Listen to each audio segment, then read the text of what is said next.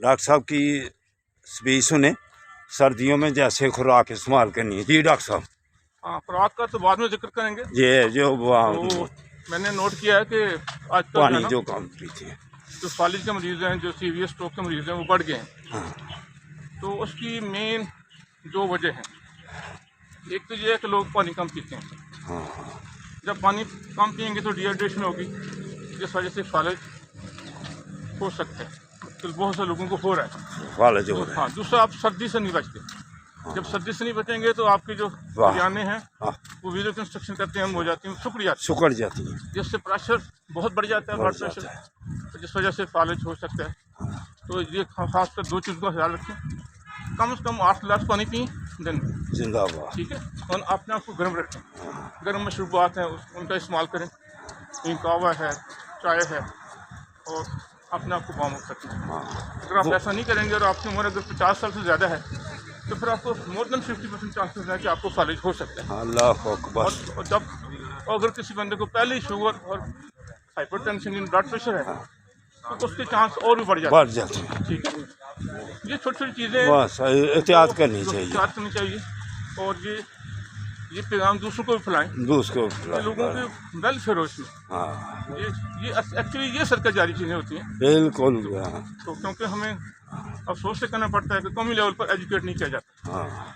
हमारे चैनल देख लें, अपना चीज़ देख, तो उसमें क्या हो रहा था, उसके हमारे वेलफेयर के लिए कोई बात हो रही होती है।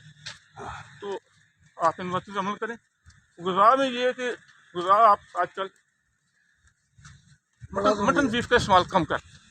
हाँ जी, गर्म चीज़ों का मटन बीफ ना ले ज़्यादा, उससे क्योंकि उसमें कोलेस्ट्रॉल हाई होता है, जिससे हार्ट अटैक या फालिज के चांसेस बढ़ जाते हैं। तो आप कावा ज़्यादा लें, आप ड्राई फ्रूट हैं वो लें। और ड्राई फ्रूट अगर आपका हाई ब्लड प्रेशर जाता है तो आप जो नमकीन वाले जो साल्टेड ड्राई फ्रूट है वो ना लें। अखरोट बेहतरीन चीज़ है जी। अखरोट लें, बादाम लें। हाँ, अखरोट और बादाम। वो साल्टेड। वालेकुम सलाम प्रोफेसर साहब, जिंदाबाद। वो साल्टेड नहीं होना चाहिए। हाँ जी। तो बाकी आप वॉक करें जी, पार्क में आए। उसके लिए ये भी आपको कहना था कि किसी को हार्ट प्रॉब्लम है या तो वो थोड़ी एहतियात, तो वो सुबह सुबह ना आए, जब धूप निकले, अगर इंशाल्लाह मौसम चेंज होगा तो वो धूप में वॉक करें। आपने डॉक्टर साहब की स्पीच सुनी? धूप से दो फायदे आपको होंगे। हाँ जी, एक तो आपका जिस्म मामूल होगा, दूसरा आपको विटामिन D3 मिलेगी। हाँ, लेकिन आजकल डॉक्टर साहब धूप तो हफ्ता हो गया है, इंशाल्लाह मौसम चेंज तो होगा। हाँ, धूप में जरूर बैठना चाहिए। आजकल कॉन्सेप्ट ये है कि आप वॉक करें, टाइम की कोई पाबंदी नहीं। हाँ, जिंदाबाद। डॉक्टर रजा मलिक साहब की आपने बात सुन ली है ना, इस पर जो भी अमल करेगा इंशाअल्लाह ताला आपको फ़ायदा पहुंचेगा। डॉक्टर साहब कहते हैं फिर हमारे पास आने की बजाय आपको वॉक का, पार्कों को बात करने का शौक़ पैदा हुआ है, अल्लाह की मेहरबानी से। अल्लाह हाफिज़, अल्लाह हाफिज़।